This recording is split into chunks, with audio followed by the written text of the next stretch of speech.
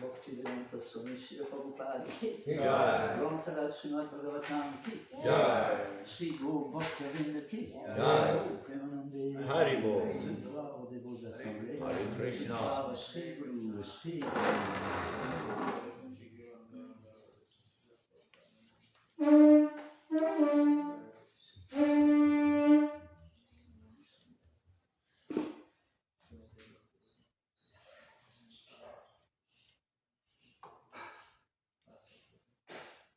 Donc nous reprenons la lecture du Srimad Bhagavatam, 8e chant, chapitre 16, intitulé Le vœu de Payovrata, et nous reprenons au verset 22.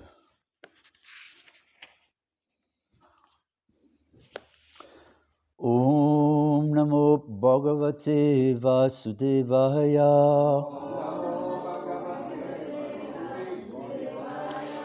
Om Namo Bhagavate Vasudevaya. Om Namo Bhagavate Vasudevaya. Narayanam Namaskrityam Narum Cheva Narottamam Devim Saraswatim Vyasam Tato Jayam Udirayet Nasta Prayeshu Abadreshu Nityam Bhagavata Sevaya Bhagavati Uttama Shloke Bhakti Bhavati Naishtiki Shri Aditir Uvacha Kenaham Vidina Brahman Upastasye Jagat Patim Yata Me Satya Sankarpo Vidadyat Sa Manoratam Shri Haditir Uvacha Kenaham Vidina Brahman Kenaham Vidina Brahman Upastasye Jagatpatim Upastasye Jagatpatim Yata Me Satya Sankalpo Yata Me Satya Sankalpo Vidadyatsa Manoratam Vidadyatsa Manoratam Shri Aditir Uvacha Kenaham Vidina Brahman Upastasye Jagatpatim Yata Me Satya Sankalpo Vidadyatsa Manoratam Shri Aditir Uvacha Kenaham Vidina Brahman Upastasye Jagatpatim Yata Me Satya Sankalpo Vidadyatsa Manoratam.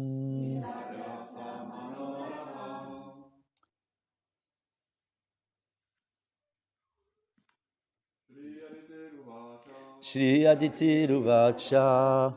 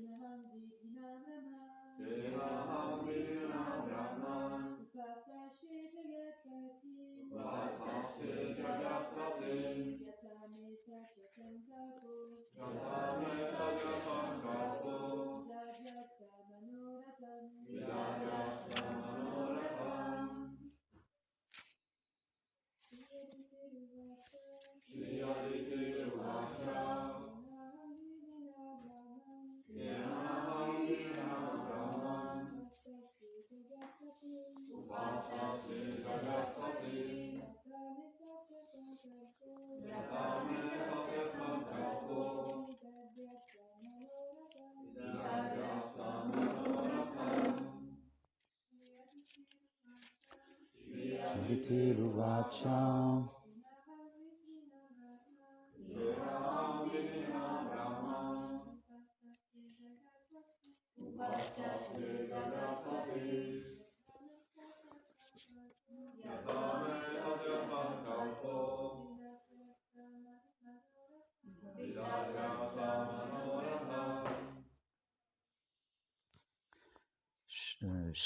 Shri Aditi Uvacha.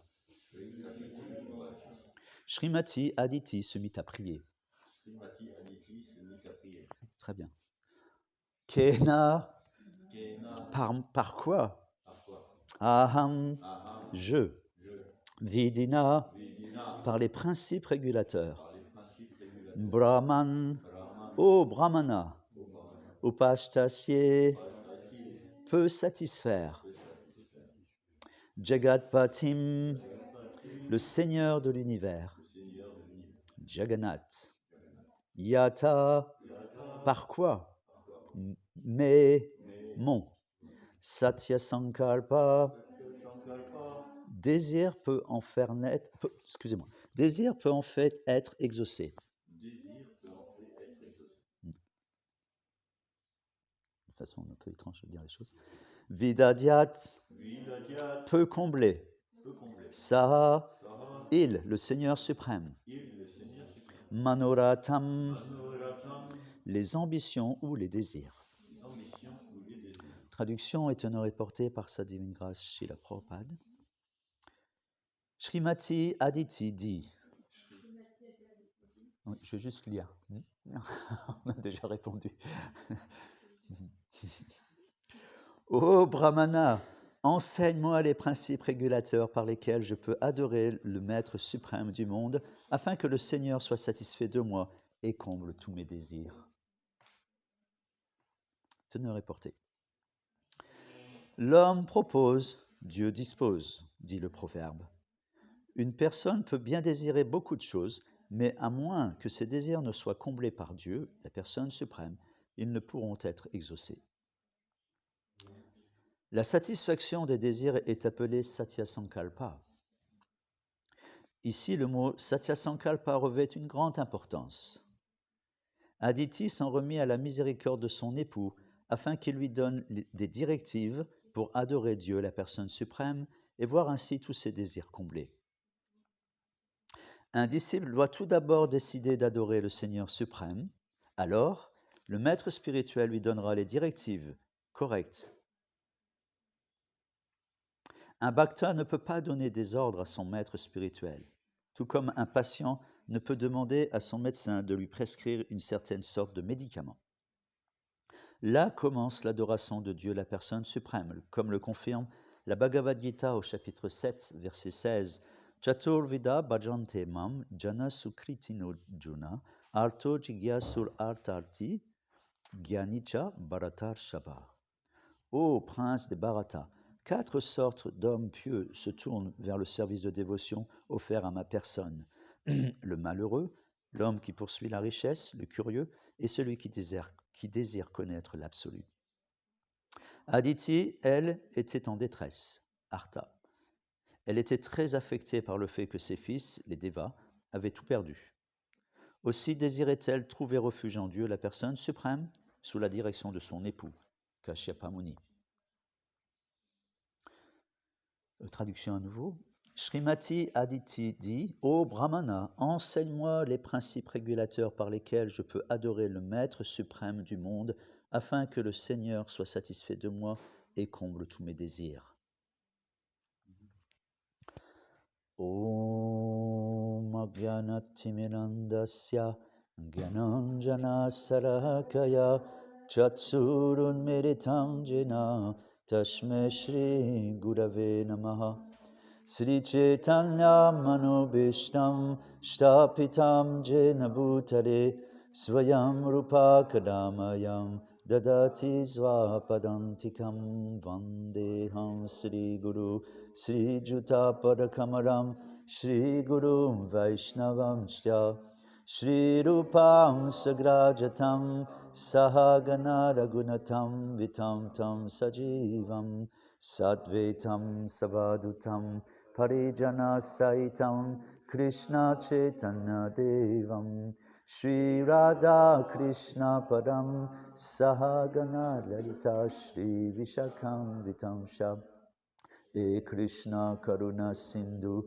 Dinabandhu Jagatpate Gopisha Gopika Kanta Radha Kanta Namostute Tapta Kancha Nagorange Radhe Brindavanishvari Vrishabhanu Sute Devi Pranamami Hari Priye Vanchakalpatarubhyascha Kripa Sindhu Vyahevacha Patitanam Pavanebhyo Vaishnavibhyo Namo Namaha Jaya Sri Krishna Chaitanya Prabhu Nityananda Shri Advaita Gadadhar Shri Vasadi Gaura Bhakta Vrinda Hare Krishna Krishna Krishna Hare Hare Hare Ramo Ramo Ramo Hare Hare.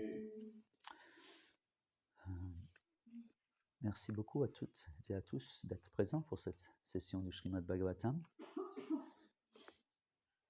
Donc voilà, on commence une petite partie de ce chapitre, où Srimati Aditi s'enquiert désormais. On a vu avant ça Kashyapa Muni qui constate l'état de la situation d'un point de vue spirituel. Il estime, suivant certains thermomètres, certains critères, certains curseurs qu'il trouve qu'ils sont un peu bas, donc il va essayer de les remonter un peu plus pour que son épouse soit mise dans une situation où elle retrouve le bonheur, en fait. C'est ça l'idée.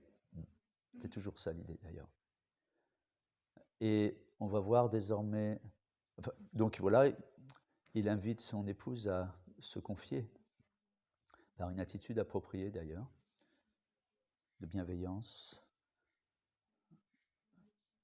Et elle sait qu'il est qualifié pour l'aider. Elle le connaît. Il revient d'une session de méditation auquel forcément il a été édifié et éclairé. Il en rentre d'ailleurs lumineux. On parle d'illumination spirituelle, on parle de lumière, c'est important. Ces mots sont forts de sens, même en français. Peut-être particulièrement en français, je ne sais pas comment ça se passe dans les autres langues. Mais lumineux, voilà. Quelqu'un de lumineux, quelque chose de lumineux, une situation lumineuse, une conscience lumineuse, une connaissance qui illumine. On a besoin de lumière. Pourquoi ? Parce que lumière, ça veut dire bonheur. Quand on est dans le bonheur, on est dans la lumière. On a ce sentiment d'éclairage, d'être éclairé. Donc quelqu'un de lumineux nous éclaire sur la voie qui peut être pour nous sombre. Sombre, on traduit ça dans la spiritualité. Sombre, on traduit par ignorance. Quelqu'un qui n'est pas dans les lumières, c'est qu'il est dans l'ignorance. Et l'ignorance se traduit par ténèbres. Et parce que ce monde, dans cet âge, est privé de cette connaissance transcendantale, ou en tous les cas ne baigne pas dans cette connaissance transcendantale, on va dire que cet âge, il est sombre et ténébreux. Et dans l'obscurité, privé de connaissance, on souffre. Demandez à quelqu'un qui est, si on rapporte ça au plan matériel, là on jongle un peu entre les deux, Et si on rapporte ça au plan matériel, quelqu'un qui a une cécité importante au niveau de la vue, il souffre. Il ne voit pas les choses telles qu'elles sont, dans leur juste relief.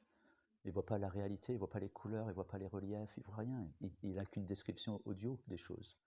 Et jamais, s'il est né comme ça, jamais il pourra comprendre juste, d'une façon juste et appropriée, ce qu'est le rouge ou le vert. Même si on lui décrit. Et décrire une couleur, c'est pas facile à un aveugle. C'est comme un goût, c'est pas facile à décrire.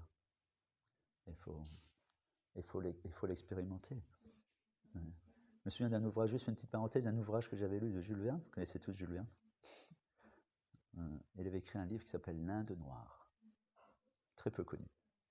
C'est pas un film, c'est pas un livre de vulgarisation. C'était pas de la science-fiction, c'était un livre, un roman, certes, mais intéressant parce que je passe vite fait, je ne vais pas vous raconter l'histoire. Ça se passe dans des mines en Russie, dans le fin fond de la Russie. C'est voilà, au siècle, pas au siècle passé, au siècle d'avant, 18e.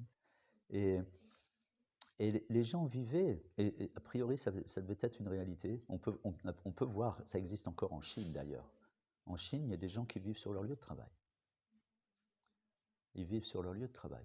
Et l'usine est organisée de telle sorte qu'ils ne perdent pas de temps en transport en commun.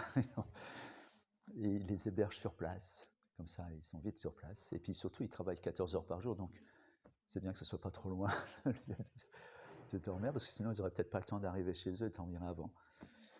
Donc, ça existe encore. Mais bon, voilà. Dans ce roman, une description est faite d'une mine énorme mine, c'est carrément une ville. Et les gens habitent là, habitent sur place. Et de ce fait, il y a des naissances aussi. Les gens se marient et ont des enfants. Et c'est intéressant, parce que l'histoire, c'est que cette mine est désaffectée, mais les gens vivent encore là. Et il y a des enfants qui n'ont jamais vu la lumière. Et l'histoire, c'est ça, c'est des scientifiques d'une autre contrée qui rencontrent ces autochtones et, en l'occurrence, se prennent pour une petite enfant qui n'a jamais vu la lumière et décident de lui faire cette expérience, lui faire faire cette expérience. Mais quelqu'un qui a des yeux, hein, c'est-à-dire qui voit, c'est pas elle n'est pas aveugle, elle voit, mais elle n'a toujours été dans l'obscurité, elle a donc développé une vue pour cette situation. Et ils estiment que de la mettre au soleil d'un seul coup, c'est la tuer. Ça va y abîmer ses yeux plus qu'autre chose.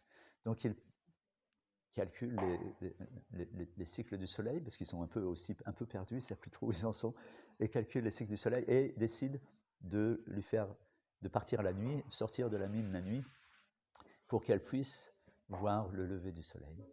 Et comme ça, graduellement, s'habituer à la lumière. Et l'expérience faisant, on peut imaginer, en fait, imaginer, c'est toujours difficile d'imaginer. Hein, c'est difficile de se mettre à la place de quelqu'un dans une telle situation. Hein, c'est comme d'imaginer un accouchement pour un homme, c'est assez compliqué. Difficile, même pour une femme d'ailleurs.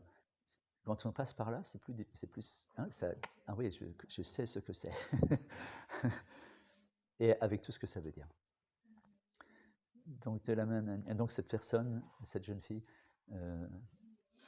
découvre par un soleil levant le monde, la couleur, la lumière et les mouvements sous la lumière.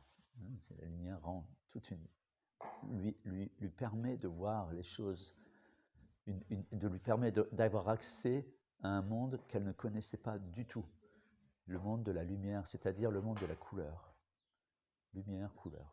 De la même manière, dans la vie spirituelle, la vie matérielle est comparée à une vie d'ignorance privée de lumière, privée de connaissance. Quand on parle d'ignorance, on parle de privée de connaissance. Avidya, sans connaissance, avidya. Et les Écritures, Guru, Shastra, Sadhu, le maître spirituel, les Écritures et Sadhu, les dévots, les Vaishnavas, donnent la lumière. Ils donnent la lumière parce qu'ils sont lumineux. Et ils sont lumineux parce qu'ils ont la connaissance. Pas parce qu'ils font des choses incroyables ou surprenantes. Non, parce qu'ils ont cette connaissance qui va m'éclairer sur temps, lieu et circonstances spirituelles. Qui je suis, d'où je viens, où je vais, pourquoi un jour je souffre, pourquoi un jour je suis malheureux. Pas l'impression d'avoir choisi. J'ai même parfois l'impression de ne pas avoir le choix. Donc voilà, il est nécessaire, et ça c'est presque vital, pour un être incarné, particulièrement dans la forme humaine, parce qu'un chien, il serait là, il s'ennuierait fortement, parce qu'il n'est pas sensible à cette connaissance, parce que ce n'est pas un problème pour lui, il ne se pose pas cette question. Et un être humain qui ne se pose pas cette question, c'est un animal. C'est un animal. Manger, dormir, s'accoupler, se défendre. Les animaux font ça aussi et le font peut-être parfois très bien. Et plus moralement d'ailleurs, parce qu'eux ils suivent des préceptes et des principes que la nature leur impose. Chose que l'être humain ne fait même pas. On voit des aberrations, des extrêmes dans la gratification des sens qui sont pas. On ne trouve même pas ça dans le règne animal. Parfois, la civilisation, semble-t-il, qui semble être plus civilisée que les animaux. Ils auraient des leçons à prendre. Souvent le cas, oui. Par exemple, un panda. Les pandas, vous voyez ce que c'est, les pandas? Les pandas, ils suivent 4 principes régulateurs. C'est vrai. Ils sont végétariens, ils ne mangent ni poisson, ni œufs, ni viande. Ils ne mangent que du bambou. C'est quoi les autres? Ils ne jouent pas aux jeux de hasard. Ça ne les intéresse pas. Pas de bourse. Et ils ne vont pas sur Internet d'ailleurs. Et pas de jeux de hasard, pas de viande, pas de sexe illicite. Et ça coupe une fois par an pour procréer. Ça ne marche pas, tant pis, ça sera pour l'année prochaine. Ils ne vont pas recommencer. Ils sont comme ça. Intéressant, hein? Je veux dire, voilà. Et quoi d'autre? Pas d'intoxicant. Pas d'intoxicant. Jamais, vous ne verrez pas un panda avec une cigarette au bec. Ou aller au bureau de tabac et chercher un paquet de cigarettes. Non? Et donc, ils suivent 4 principes régulateurs. Est-ce qu'ils sont avancés spirituellement? Hein? Oui. Qu'est-ce que tu en penses? Non, ils ne sont pas avancés spirituellement. Pas du tout, non. Alors, comment ils font pour suivre les principes régulateurs? C'est juste la nature matérielle qui impose ça. C'est une figure imposée, ils n'ont pas le choix. Il n'y a pas de choix. Pas de choix. Et il n'y aura pas de choix non plus, il n'y aura pas d'accès à un autre, dans cette espèce et dans ce conditionnement. Ils n'auront pas d'autres, ils auront accès à la connaissance, ils n'auront pas accès à autre chose, privés de toute chose, de toute autre chose. Ça reste restreint et ils sont satisfaits comme ça. Ils sont satisfaits comme ça parce qu'ils n'ont pas de désir autre, parce qu'ils sont bridés de cette manière. C'est comme un moteur bridé à 45 km/h, aucune chance qu'il aille plus vite. Donc de la même manière, sauf l'être humain. L'être humain, il n'est pas bridé de cette manière. Alors, il faut voir ce que ça donne. Lorsqu'il n'est pas de connaissance. Lorsque la connaissance n'a pas été transmise. C'est-à-dire, quand on parle de connaissance, on parle de cette connaissance qui permet d'être autre chose qu'un animal. Et d'être un être humain civilisé.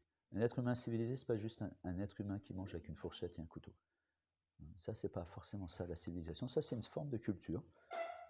Ça, c'est une culture.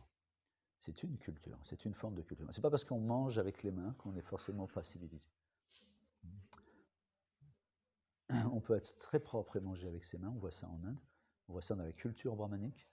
Les brahmanes sont très propres, 3 douches par jour, très propres, très soucieux, et comprennent que la bouche est contaminée, jamais ne touchent la bouche avec leurs mains. Quand ils la touchent, pour X raisons, parfois ça peut être nécessaire, alors ils se lavent la main. Quand ils mangent, après avoir pris un repas, un brahmana, Vaishnav, brahmana, se lave les mains, se lave les pieds, même en Inde, ils se lavent les pieds, parce que en Inde, avant et après. parce qu'ils mangent par terre, sur une natte, et donc estiment que leurs pieds sont souillés. Ouais, ils se lavent les pieds. Rentrer dans le temple, se lavent les pieds, se lavent les mains. Très propre. Néanmoins, ils mangent avec leurs mains. Alors, est-ce que c'est un signe qu'ils ne sont pas civilisés? Non, ce n'est pas un signe qu'ils ne sont pas civilisés. C'est juste notre culture. Et être civilisé, c'est utiliser sa forme humaine pour s'enquérir de la vérité absolue. On parle des Aryens, la race aryenne. Ils n'étaient pas forcément blonds avec les yeux bleus. C'est pas une question c'est pas une question de culture, c'est pas une question de naissance, c'est une question c'est une question d'avoir les qualités inhérentes à tout être humain qui lui permettent d'accéder à la vie éternelle, au monde spirituel, c'est-à-dire fuir, s'extraire du cycle des morts et des renaissances, le samsara, qui est lié à la conception corporelle de l'existence. Première chose, donc, premier élément de connaissance, première lumière, première ampoule dans l'évolution spirituelle, on n'est pas ce corps. Première chose. Première chose aussi que Kashyapa Muni, mais aussi on voit Krishna, première chose, Uddhava, il reçoit comme connaissance, à chaque fois qu'il y a un enseignement donné par un grand sage à quelqu'un qui est troublé ou qui a des soucis de relation avec ce monde, un problème relationnel avec le monde, alors tout de suite le sage, on n'est pas ce corps. Déjà ça, Krishna dit à Arjuna, bien que tu tiennes de savants discours, Arjuna, tu t'affliges sans raison. Ni les vivants, ni les morts, le sage ne les pleure. Parce qu'il est... Si tu peux garder ta question, parce que sinon je perds le fil de mon... Si tu peux... Mets ça de côté pour tout à l'heure. Je te laisserai la place. Donc, voilà, ça veut dire Krishna parle à Arjuna déjà à un certain niveau en fait. Il commence presque par la fin. Parce que c'est élevé déjà ça c'est élevé. Ni les vivants, ni les morts, le sage ne les pleure, ça inclut, on pourrait en parler pendant 15 jours presque de ça. Ça inclut tellement de connaissances dans ça. C'est un sutra en fait, c'est comme un sutra. Vedanta Sutra, c'est un sutra en fait. Et si on décortique ce sutra, on voit il y a plein de notions dans ce sutra. Ni les vivants, ni les morts, le sage ne les pleure. Pourquoi? Il ne les pleure pas. Tout commence par là. Et après là, on a l'accès à différentes connaissances, dont la première, c'est parce qu'il ne considère pas les êtres humains, particulièrement tous les êtres vivants, il ne les réduit pas à juste un corps. Il comprend leur essence spirituelle. Et parce qu'il est établi sur cette connaissance-là, c'est-à-dire il est dans la connaissance, il n'est pas juste, c'est pas juste intellectuel. Il est plus dans le Gyan. Gyan, c'est la connaissance intellectuelle. Il est dans le Vigyan, connaissance réalisée. Établi dans cette connaissance réalisée, il ne voit plus le monde de la même manière. Il ne voit plus les mêmes choses. Et donc, de ce fait, il ne prend plus les mêmes décisions. Il ne explique plus les mêmes choses. Il n'est pas affecté par les mêmes choses. Il est dans le monde, mais pas du monde. Il est transcendantal au monde. Les vagues de cet océan de faute ne l'affectent plus. Il n'est pas juste une bouée, il est carrément au-dessus. La bouée, c'est pas mal déjà. Canoë, le petit canot, une bouée, une petite embarcation, voire un paquebot, ça c'est déjà bien. Mais lui, il est transcendantal, c'est-à-dire même les vagues, il n'est pas affecté, le haut et les bas, le roulis de la mer, il n'est pas affecté par ça. Transcendantal à l'océan. Parce qu'on compare ce monde à un océan de faute. Océan de faute. Océan de faute. C'est lourd comme siddhanta, comme affirmation. Un océan de faute. Donc, voilà, c'est accablant. C'est accablant. Difficile de s'en sortir. Mais Krishna explique que celui qui adopte ça, qui prend la conscience de Krishna à cœur, c'est-à-dire qui décide de développer sa conscience spirituelle, qui décide de reprendre les rênes de sa conscience, et qui va tirer sur les rênes pour arrêter les chevaux qui partent au galop, que sont les 4 sens. Les sens, pas 4, il y en a 6 en fait. Parce que le mental aussi, c'est comme un sens. Celui qui ne contrôle pas ça, celui qui ne, sous l'égide de l'intelligence, l'intelligence c'est le cocher. L'intelligence c'est le cocher, les sens, on va dire, c'est les chevaux qui courent au galop, qui cherchent. Celui qui ne maîtrise pas par une intelligence, et voilà, sa conscience, elle suit ses sens. Et tout va t'affecter, sa conscience, le moindre chose sensorielle qu'il va faire, le moindre expérience sensorielle va être affectée, va affecter sa conscience. Ça, c'est un point important. La conscience est extrêmement facilement affectée, en bien comme en mal. La conscience, très important, la conscience. Conscience, c'est l'énergie de l'âme, c'est la force vitale de l'âme, c'est son énergie. On dit que quelqu'un est conscient si je pique avec une aiguille, quel que soit l'endroit, tout de suite, on réagit. Parce qu'on est conscient. Et que lorsque l'on est inconscient, on fait la même expérience et rien ne bouge. Parce que je suis inconscient. Spirituellement parlant, c'est pareil. Il y a un éveil qui doit être là. Et cet éveil-là, on va appeler la conscience de Krishna. Si quelqu'un n'est pas éveillé à cette transcendance, à cette connaissance spirituelle, alors il dort. Il dort. Et donc, il n'a pas d'acuité spirituelle. Il ne réagit pas. Vous pouvez le piquer, au sens spirituel du terme, et il ne réagit pas. Parce qu'il n'a pas conscience, il ne perçoit pas la notion. Et c'est pour cela qu'on parle dans la Bhagavad Gita, le 9e chapitre. Le 9e chapitre de la Bhagavad Gita s'appelle « Le plus secret des savoirs ». Pourquoi il est secret si je peux le lire? Qu'est-ce qu'il y a de secret si je peux le lire? Il est secret parce qu'il est protégé. Et qu'il est secret, et pour pénétrer ce secret, qui couvre cette connaissance, il faut rassembler un certain nombre d'éléments qui vont faire que notre conscience va nous donner accès à ce secret, qui de ce fait n'est plus un secret. On voit les choses et la connaissance nous est révélée. La connaissance nous est révélée. Et on va lire quelques parce que voilà, c'est le point central de ce chapitre. C'est l'éducation spirituelle. On en parlait déjà la dernière fois. Éducation spirituelle, on a vu qu'il y avait 2 aspects, l'aspect pratique et théorique. La théorie, c'est ce qu'on est en train de faire. Et la pratique, on peut la rediviser en 2 choses, sadhana et sadachar.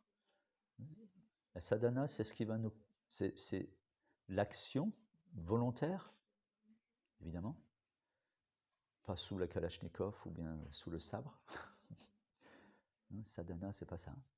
C'est l'action volontaire, donc avec intelligence ou sous l'intelligence de quelqu'un qui nous éclaire et nous explique les tenants et les aboutissants et l'intérêt que représente de suivre cette sadhana. C'est donc un exercice volontaire qui va nous aider à 2 choses, contrôler l'essence et le mental, et à développer le goût spirituel. Et développer la conscience spirituelle et le goût qui va venir avec ce développement de la conscience, forcément. Et évidemment. Toujours est-il, encore une fois, on recherche quoi?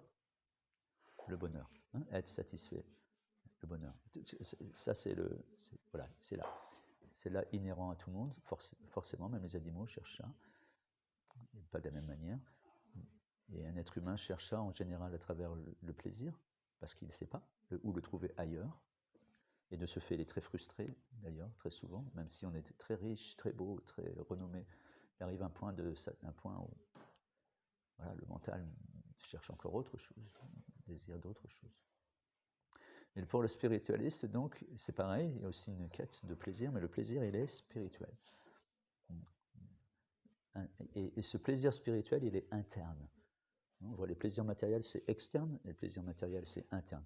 C'est une histoire d'âme, c'est l'âme qu'il faut arriver à satisfaire. Et l'âme ne se satisfait pas de terre, d'eau, feu, air, éther, enfin de tous les arrangements qui sont externes, qui plus ou moins satisfont le mental et l'essence. L'âme derrière, elle ne se nourrit pas de ça, ça ne la satisfait pas. Elle n'est pas faite pour vibrer sur cette vibration-là, en d'autres termes. C'est comme parfois on voit, il y a différentes sortes de musique, il y a toutes sortes de musique, toutes sortes de traditions, et aussi de groupes ou de styles de musique. Et on peut avoir l'oreille pour un style et pas l'oreille pour une autre. Et on pense, quand on est un petit peu réduit, un peu des œillères, on pense ça c'est bien, ça c'est pas bien. Mais c'est pas bien parce que j'ai pas accès à ça. La musique contemporaine, certaines musiques classiques ou certains jazz par exemple, le free jazz. Alors on pense, ils délirent ces gens. Mais non, je sais pas, j'ai juste pas accès à ça parce que je suis pas j'ai pas l'oreille pour. Et inversement proportionnel probablement aussi. Donc de la même manière, spirituellement parlant, c'est pareil, notre conscience s'élevant par un processus donné qu'on appelle sadhana bhakti, la sadhana bhakti, Vaidhi bhakti, c'est-à-dire une bhakti qui est régulée, c'est-à-dire qui suit des préceptes énoncés par les Écritures. Donc elle n'est pas spontanée, par contradiction avec spontanée, c'est-à-dire qu'elle est régulée, organisée, guidée, dirigée. Ça veut dire quoi? Ça veut dire qu'il y a plein de principes et de règles, des choses à faire, des choses à ne pas faire. Parce qu'au départ, on ne sait pas. On a besoin d'être entraîné et en même temps, simultanément, en même temps, purifié. Et parce que ma conscience se purifie, alors graduellement, la lumière apparaît et là, graduellement, ma conscience s'élevant, je vois des choses différemment, naturellement, sans autre effort. Sans autre effort. Sinon il n'y a pas d'autre effort. Voilà, l'effort qu'il faut faire, c'est de s'abandonner au processus. C'est ça l'effort. L'effort, c'est s'abandonner. Lâcher prise. Lâcher prise. Alors là, on est emmené par ce courant spirituel, et ce courant-là va nous amener à réaliser qui je suis, qui est Krishna, quelle est ma relation avec lui. Et toutes les questions fondamentales de l'existence, on va trouver une réponse sans chercher chaque réponse individuellement ou distinctement, comme ça.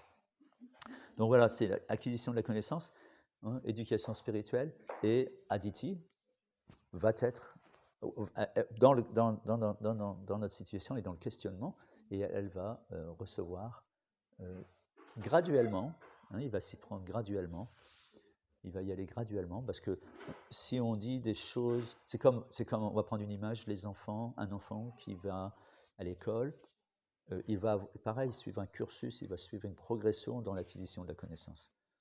Si on met cet enfant directement en maths sup, il risque d'y avoir un petit problème, il ne va pas comprendre grand-chose parce qu'il n'a pas les bases, il n'a pas ce qui est nécessaire au départ. Donc il y a un processus graduel.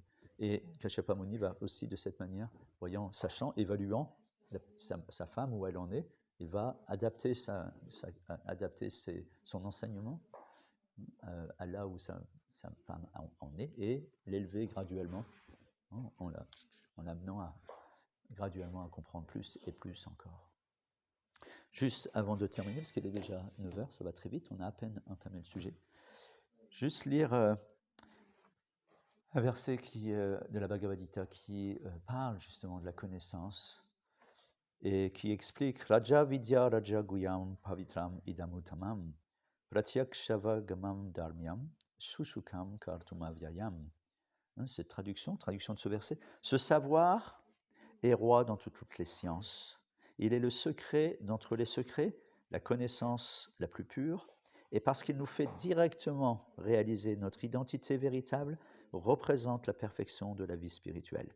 Il est impérissable et d'application joyeuse. Je vais lire un autre verset, rapidement. 2 autres versets qui sont dans un autre chapitre. Là, on était dans le 9e chapitre, mais on passe au 10e chapitre. Et le verset 10. Tesham satatas yuktanam bhajatam pritipurvakam dadami buddhayogam tam yenamam upayantite. Ce verset dit, ceux qui toujours me servent et m'adorent avec amour et dévotion, je leur donne l'intelligence. Buddhi, Bouddha, Buddhi Yoga. Par quoi ils pourront venir à moi? Je leur donne l'intelligence par quoi ils pourront venir à moi.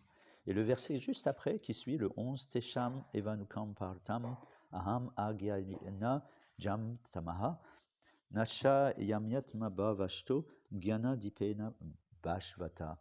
Vivant dans leur cœur et plein pour eux de compassion, je dissipe du flambeau lumineux de la connaissance les ténèbres nées de l'ignorance. Voilà la connaissance, comment on l'acquiert. C'est important. Ces 3 versets, je vais les dire parce que ça nous fait réaliser que la connaissance spirituelle, en tous les cas, s'acquiert de l'intérieur par la grâce de Dieu. Et de cette manière, on reçoit la connaissance complète et absolue, ce qu'on appelle la vérité absolue. Raja Vidya. Vidya, ça veut dire connaissance. Raja, le roi de la connaissance. Et pourquoi elle est si importante? Pourquoi elle est? Parce qu'elle libère l'âme.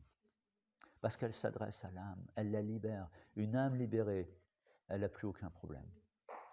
Elle a réglé tous ses problèmes. Il n'y a plus de souffrance liée au corps. C'est-à-dire au corps, quand on parle du corps, ça veut dire le corps grossier et le corps subtil. Parce que le corps grossier, ce n'est pas vraiment un problème majeur. Le problème, c'est l'essence et le mental. Ça, c'est vraiment un gros problème. On pourrait être, le corps peut être ce qu'il est, mais si le mental, il est en enfer, si le mental, il nous crée l'enfer, ça devient infernal. C'est lui le problème essentiel. Donc se libérer de ça par la connaissance spirituelle que Krishna peut donner, comme un flambeau lumineux, Krishna dit. Je dissipe du flambeau lumineux de la connaissance. Krishna dit, je dissipe le flambeau lumineux de la connaissance. Les ténèbres nées de l'ignorance. Ténèbres nées de l'ignorance. Ne pas savoir. Krishna, il allume. Et tout est révélé à cet être-là. Tout était révélé, comme par un soleil levant. On parlait tout à l'heure de cette jeune fille qui découvrait le monde par un soleil levant. On va découvrir la vie éternelle, on va découvrir le monde de Dieu, le monde spirituel, par sa grâce, parce qu'il peut nous le révéler. Il peut, à tout moment, en toutes circonstances. Pour lui, ça ne lui demande même pas d'effort. Alors pourquoi il ne le fait pas? Parce qu'on n'est pas qualifié. Parce qu'on est finalement, parce que si on réfléchit bien à notre situation,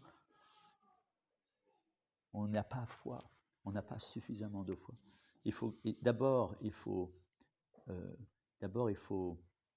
mettre une pièce dans l'appareil. Il faut d'abord mettre un jeton si on veut avoir la récompense, si on veut avoir ce pourquoi on a mis une pièce. D'abord, Krishna demande un peu de foi. Oui, ça va motiver le désir, la foi, un petit peu de foi. Aller rencontrer les dévots. Ça, voilà, c'est. Pour X raisons, peu importe la raison d'ailleurs. Peu importe la raison. Pour prendre un bon repas, par exemple. Mais ça c'est prendre un risque matériellement. Il ne faut pas. Si on est attaché à notre situation matérielle, il ne faut pas aller voir Krishna. Prenez un risque. Je vais finir avec juste un truc qui n'est pas très transcendantal, mais néanmoins qui explique bien les choses. C'est un sutra aussi. L'éducation est l'arme la plus puissante pour changer le monde. L'éducation est l'arme la plus puissante pour changer le monde. C'est Nelson Mandela qui disait ça. Et il a tout à fait raison. Tout à fait raison. Quelle éducation il s'agit?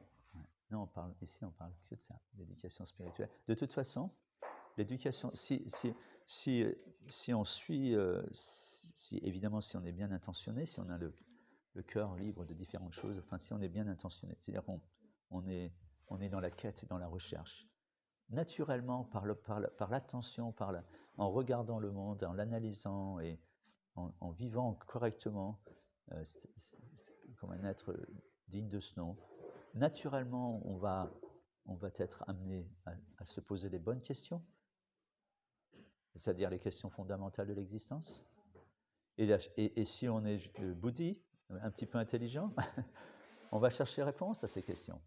Et on va chercher des réponses satisfaisantes, qui sont dignes de ce nom, c'est-à-dire qui sont cohérentes, qui ne demandent pas juste qu'on y croit. Il faut me croire. Oui, pourquoi il faut vous croire? Pourquoi? Voilà, on va croire, on juge d'un arbre à ses fruits. On croit au cerisier parce qu'il produit des cerises. Donc, d'accord, on veut bien croire, mais on veut croire au résultat. On veut croire dans le résultat. On est bouddhi, c'est une démarche